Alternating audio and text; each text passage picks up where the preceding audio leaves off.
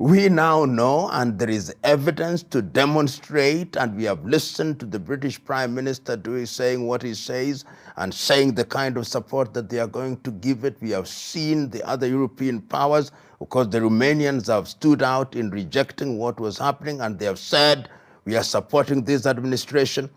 And I have no doubt in my mind that they share intelligence with the Ukrainians. So all those factors must be seen in the historical context that the world from a Western perspective was always bad guys and good guys, and they are the good guys. And of course, if you don't play ball, then you are the bad guys. Israel, on the other hand, must be seen in the context of the Balfour Agreements in 1900s. And you remember, somebody once said that all the problems of the world are actually traceable to the British.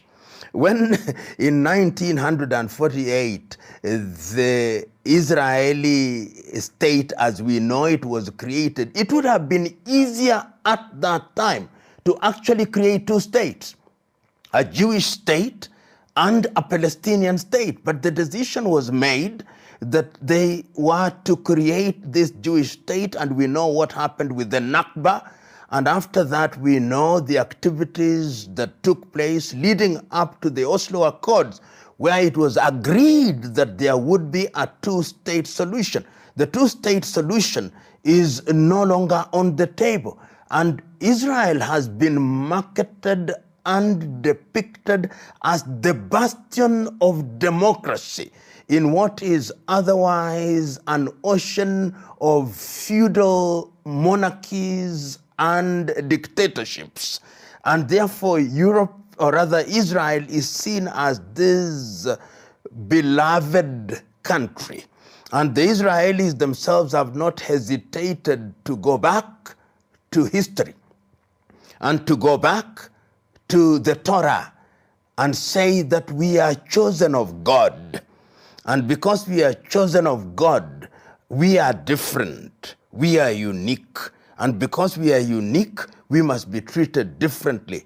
And America, which has underwritten the state of Israel from its creation in 1948, has reinforced this, so that the Israelis actually believe that they are special. They believe that they can do no wrong. They believe that they are God-guided. So when you are dealing with the people who believe that they are undertaking a divine mission, then the first casualty is logic. And when logic has been sacrificed at the altar of mysticism, then your journey is very short, and your reasoning is also not given any space at all. Your reasoning has the chance of a snowball in hell, and that is where we find ourselves. And lastly, you must also remember that we are dealing with a Western world whose power and influence is diminishing. Like it or not, it may take many years, but the global South is awake, and that global South is saying that the time is now for us to be heard, and heard clearly. The demography of the world is changing. Europe is becoming older and older population, and they are scared. They are scared.